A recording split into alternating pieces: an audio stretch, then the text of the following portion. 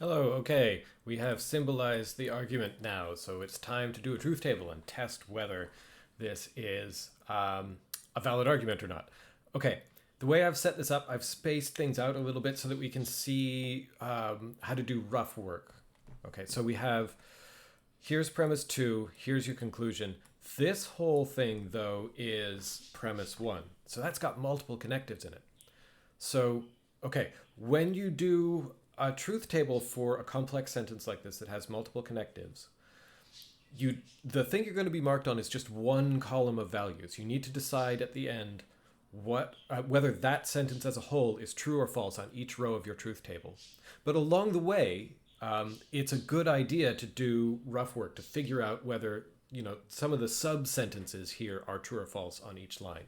So like you might produce a column of values just for not G. You might produce a column of values just for the antecedent for that or sentence in the brackets. And then you can use those two columns with the arrow rule to figure out whether that premise as a whole is true or false. Okay, when you're doing this for something I'm going to mark, you'll need to make sure that you make it clear which column of values I'm marking, which one is your official answer and what's just rough work.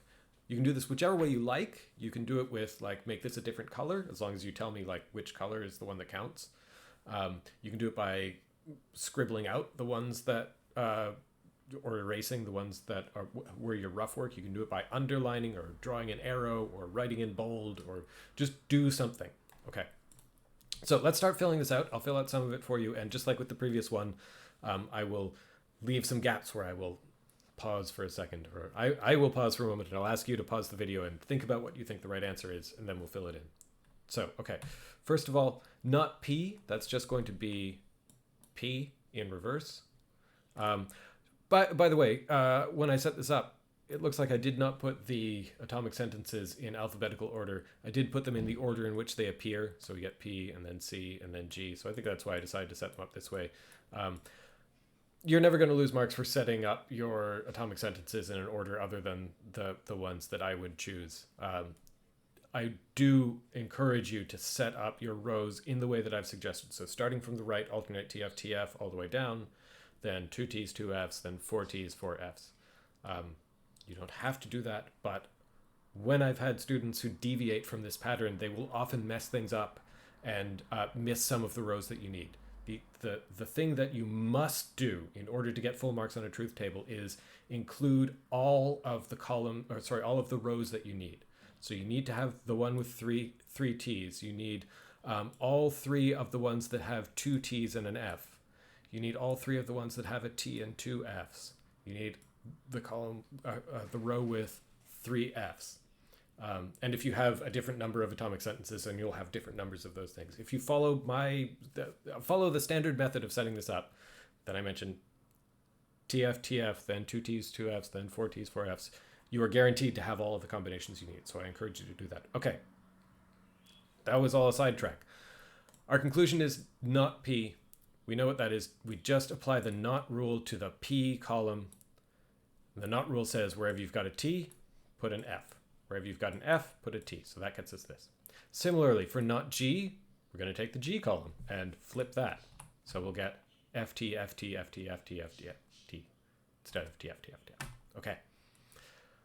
That's premise 2 and the conclusion sorted. Now let's do rough work for premise 1. First of all, the consequent is not G. I already know what the column for not G is. It's just what I have here. Notice, by the way, I've bolded these two columns because those are my official answers for not G and not P, for premise 2 and for the conclusion. This column that I'm putting under this not G is not bold because it's just my rough work along the way to finding my answer for premise 1. Okay, so I've got that thing. Now let's do a column for not P or C. Okay, I filled in some of this. Let's do this a little more slowly. So we have an or here. Remember, the only way for an or sentence to be false is for both sides of the or to be false, both disjuncts. Or is disjunction. The things that are joined together by an or are disjuncts. So in order for this sentence to be false, I need for C to be false and P to be true. That's how I filled in the rest of this. So as long as C is true, this is going to be true. As long as P is false, it's going to be true. Okay, so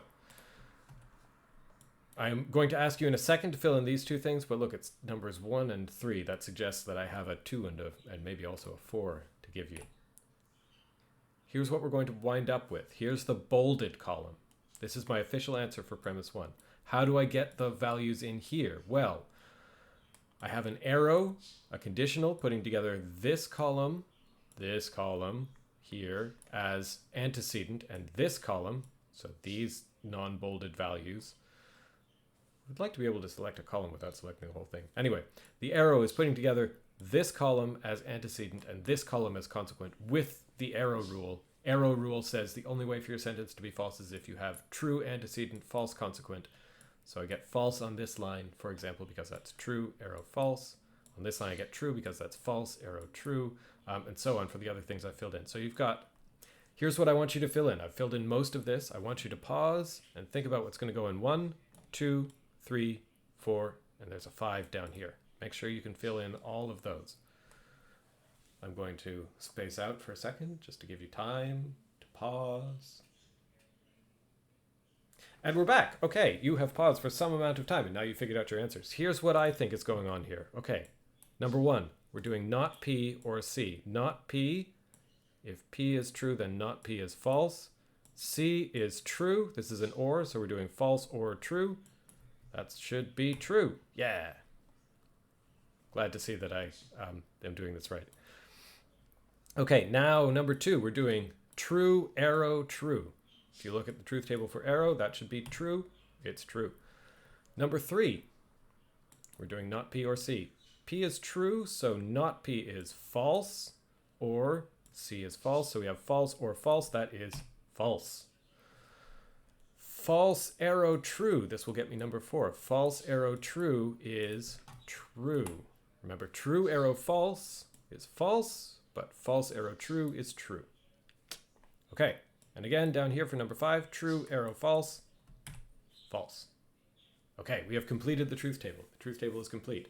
Remember, if the midterm, the exam, the assignment tells you use a truth table to test whether this thing is valid, completing the truth table isn't enough. You also have to say, is this valid? You have to tell me it's valid or tell me it's invalid. If it's invalid, I also want you to point out which rows show it, which row or rows show it. If you're saying it's valid, remember it's the whole truth table. It's the absence of a certain kind of row. But if you're saying the argument is invalid, you should be able to point somewhere. Okay, so once again, I want you to pause for a second and look at the truth table and see if you think the argument's valid or not. I'll wait. I won't wait that long though, because I told you to pause. Okay, you paused. We're back.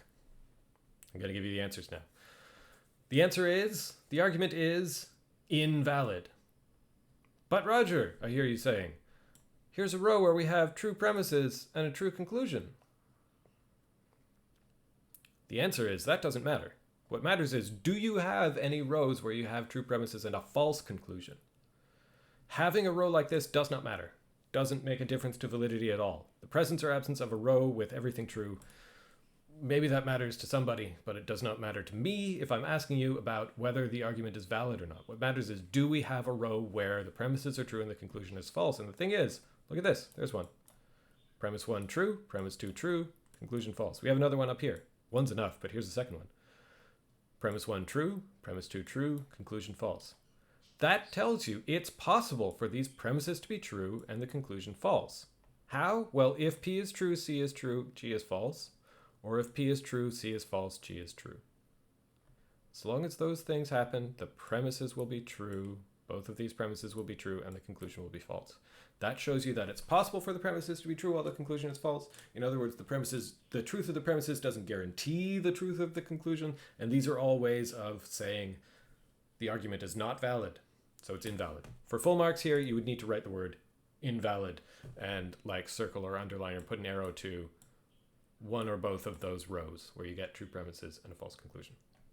Okay, that's that one. Next video, we'll do another argument. See you in a second.